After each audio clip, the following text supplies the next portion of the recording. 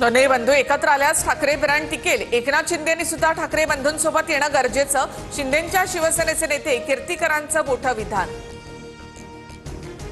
लोकशाहीमध्ये कुणालाही कुणाला सोबत युती करण्याचा अधिकार। ठाकरेंची शिवसेना आणि मनसे युतीच्या चर्चांवर उपमुख्यमंत्री एकनाथ शिंदेंची प्रतिक्रिया।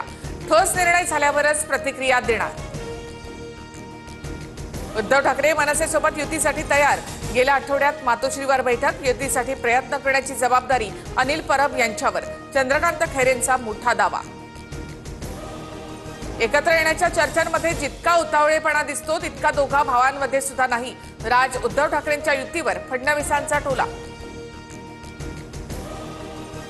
राज ठाकरे यांच्या सभांना गर्दी होते, मात्र मतं मिळत नाहीत। उद्धव ठाकरेंना मतांमध्ये परिवर्तन करण्यात यश येतं। पत्रकारांशी अनौपचारिक चर्चांवेळी शरद पवारांचं विधान। शरद पवारांकडून अलगदरित्या मिठाचा खडा टाकण्याचं काम। संजय शिरसाट यांचा पवारांवर आरोप, तर मतदार विकासाच्या मुद्द्यावर मतदान करतात। बावनकुळे यांची प्रतिक्रिया। महाराष्ट्रामधील निवडणुकीत फिक्सिंग झाल्याचे आरोप निराधार। केंद्रीय निवडणूक आयोगाने राहुल गांधींचे आरोप फेटाळले। कोर्टामध्ये दाद मागण्याऐवजी खोटं नरेटिव्ह पसरवणं चुकीचं, आयोगानं सुनावलं। महाराष्ट्रामधील निवडणुकीत फिक्सिंग। निवडणूक आयुक्त निवडीपासून निवडणुकीतील पुराव्यांची लफाछफी। विरोधी पक्षनेते राहुल गांधींचा लेखामधून आरोप।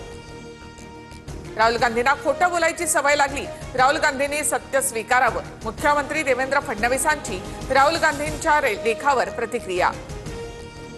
विधानसभा निवडणुकीत पाणीपत झालं तरी गिरे तो भी टांग ऊपर। एकनाथ शिंदेंचा राहुल गांधींवर निशाणा। लोकसभेला जास्त जागा मिळाल्या तेव्हा निवडणूक आयोग योग्य वाटला का, शिंदेंचा सवाल। उद्धव ठाकरेंचा मुलाची पावसाळ्यामध्ये जेलची वारी होऊ शकते। मंत्री नितेश राणेंचं मोठं वक्तव्य। दिनो मोरियावरील छाप्यांवरून नितेश राणेंचा आदित्य ठाकरेंवर निशाणा। अजित पवारांनी राजकीय विकृतीवर बोलणं हास्यास्पद गोष्ट। धरणवीरांनी विवेक आणि विकृती शिकवू नये। लक्ष्मण हाकेंचा पुन्हा अजित पवार यांच्यावर निशाणा।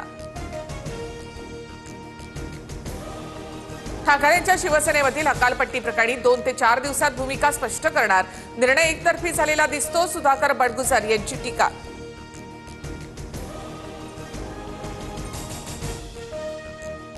तटकरेंनी राजीनामा दिल्यास मी सुद्धा राजीनामा देऊन निवडणुकीला सामोरं जाणार। राष्ट्रवादी समोर कधीही नतमस्तक होणार नाही, महेंद्र थोरवेंचं वक्तव्य। अभिनेता डिनो मोरियाला पुन्हा ईडीचं समन्स। मिठी नदी स्वच्छता घोटाळा प्रकरणी डिनो मोरियाची चौकशी होणार। मुंबई आणि परिसराला पुढील 3 ते 4 तासात विजांच्या कडकडाटासह पावसाचा इशारा। सोसाट्याच्या वाऱ्यासह जोरदार पावसाची शक्यता। 40 ते 50 किलोमीटर ताशी वेगाने वारे वाहण्याचा अंदाज। पिंपरी चिंचवड शहरामध्ये झालेल्या दमदार पावसामुळे आयटी पार्क परिसर जलमय। नालेसफाई योग्यरित्या न झाल्याचा नागरिकांना फटका। शांतीनगर, इंद्रायणी नगर आणि टेल्को रोडही पाण्याखाली। राज्यामध्ये 114 नव्या कोरोना रुग्णांची नोंद। राज्यातील सक्रिय कोरोना रुग्णांची संख्या 1276 वर, तर मृतांचा आकडा 18 वर गेल्यामुळे चिंता वाढली।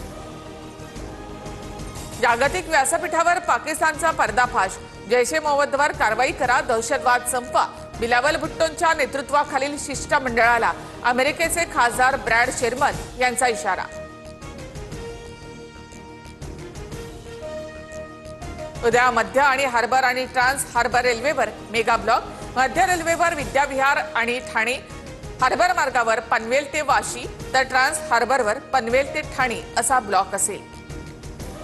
ट्रम्प सोबतच्या वादानंतर एलॉन मस्क यांच्याकडून राजकीय मैदानामध्ये उतरण्याचे संकेत। एक्सवर जनतेचा कौल घेत द अमेरिका पार्टी या नावाचा मस्क यांच्या पोस्टमध्ये उल्लेख।